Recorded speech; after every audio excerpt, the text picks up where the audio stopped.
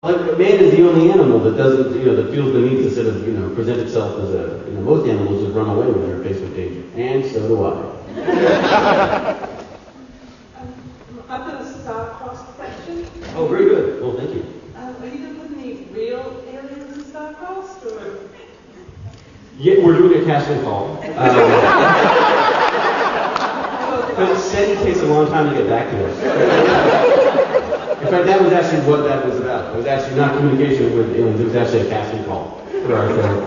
Actually, this Star-Crossed, just for those of you who don't know, is basically a pitch that we did to Sci-Fi for it'd be a half-hour comedy series along the lines of Larry Sanders or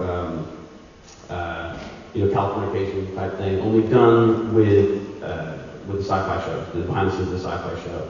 Just because we find that actually shooting a show in many cases is more exciting than watching it, which is strange to say, but there's just the process of shooting a television show is insane anyways, but then when you add big rubbery aliens and things, it just adds a whole level of comedy that I can't resist mocking. So, and I've done sci-fi and loved sci-fi and been a part of it at all levels of budget for years now. So I feel I have a few tales to tell on that. But the alien, we actually have one of the episodes that I was working on is an audition for a new alien race, but they can't decide which way to go with it. So there's some animals involved. Humans and animals, I just think, for the same part. There's something very funny to me about an actor and a duck going into the same for the same role at the same time. Hello. Yeah, good day, Dave. Welcome to New Zealand. Congratulations. Who's your friend? You'll meet him soon. Won't meet the mic. Yeah, they do that. Yeah. I've gotten such a suck now. I'm like, baby! I got one too! I saw the episode where you delivered Taylor's baby, and I was wondering whether you were there for the birth of your son. I tried not to be. How underdone you thought that scene was, and how your life has changed being a father. Yeah, it's everyone. Martin Wood was big on. He's always like, "Oh, fatherhood changes you like that," and I kept waiting for that to happen because I was always. But Baz was born the last episode of season 4, so I was 10,000 years old, and I had 3 hours of prosthetics on. And they kept saying, like, it's an hour and a half process to remove it. So if you need to go, let us know. I was like, if I need to go, you don't have an hour and a half. you can just pick up the little pieces of latex all the way down to Washington because I can rip it off as I drive down to give birth to the child. I know, I changed that. Jane looked after that for me. But we did, what was interesting was that obviously the Taylor birth scene was after I'd done my birth thing, which was, I was a complete and utter coward. There was at one point, poor James, it was like 2 days or something, she was just, felt like a week, it just went on and on and on, there was inducing involved, and basically, eventually what happened was there was an emergency C-section. I'm sure Jane loves me talking about this. And she had to go to her medical history.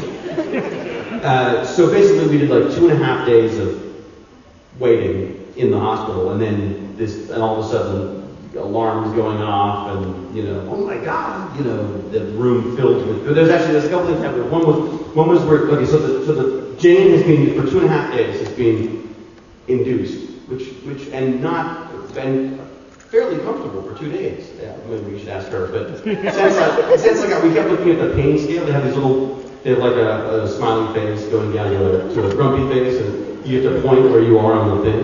And I kept doing it. I'm grumpy.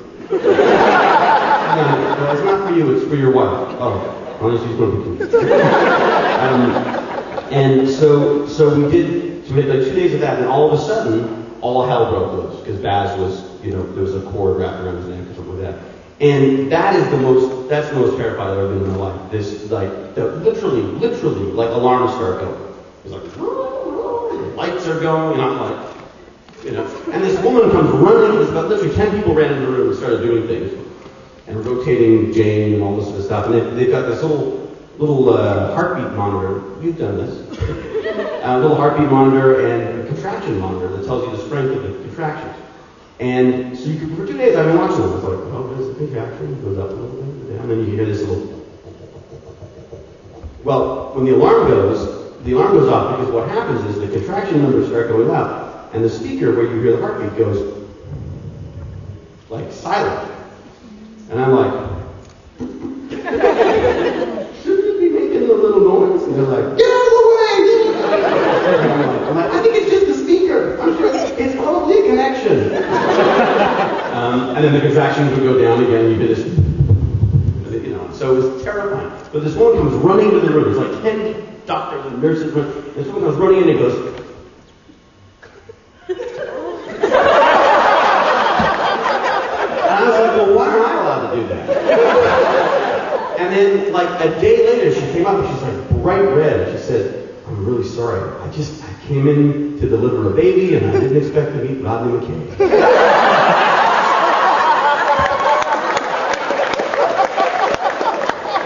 Like one of the nurses on duty, she apparently watched the show. And she couldn't get of that, I didn't. I was like, look, if she's scared, then I'm scared. And the other thing was that the woman who was going to do the C-section, doctor, I think they're called,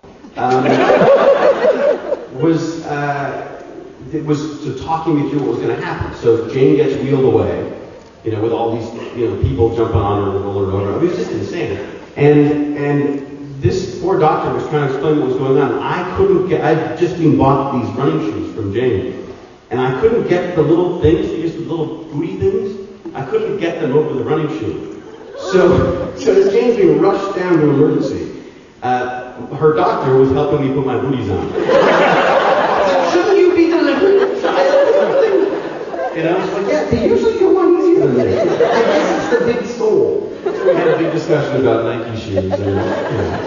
And then the other warning that I had was, they said if it comes to a C-section, which I don't know why you just don't do that. Sorry, but that's just, anyway. I'm a guy. They said, everyone said, you don't look over the curtain. Like, stay behind the curtain. So, because you come in and there's your wife is there. It's just like your wife's head and arms. And there's like this giant tent. And your instinct is to go, I fought that instinct the whole way. And then, and then this thing's going on, and Shane and I are just talking. Oh, gee, I hope it works. How you doing, honey? There. I don't know, because we didn't, apparently you don't have to breathe during C-section. So we talked. I was told not to make her laugh. That's like telling me to make her laugh, basically. And then Bass comes out, and I don't know how many people have seen this, but in a C-section, they come out, they haven't had any oxygen, right? So they're like purple. They look completely dead. So, and no one had told us this. So I literally, in front of the entire room of hospital staff, turned to Jane and said, I think we're going to have to try again.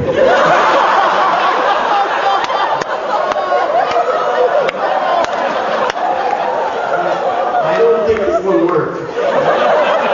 Because it's just horrible. It was total shock. I don't think I was being cold. I just didn't know. So basically, there's this little guy, and they start, and then all of a sudden they put him in like a little McDonald's.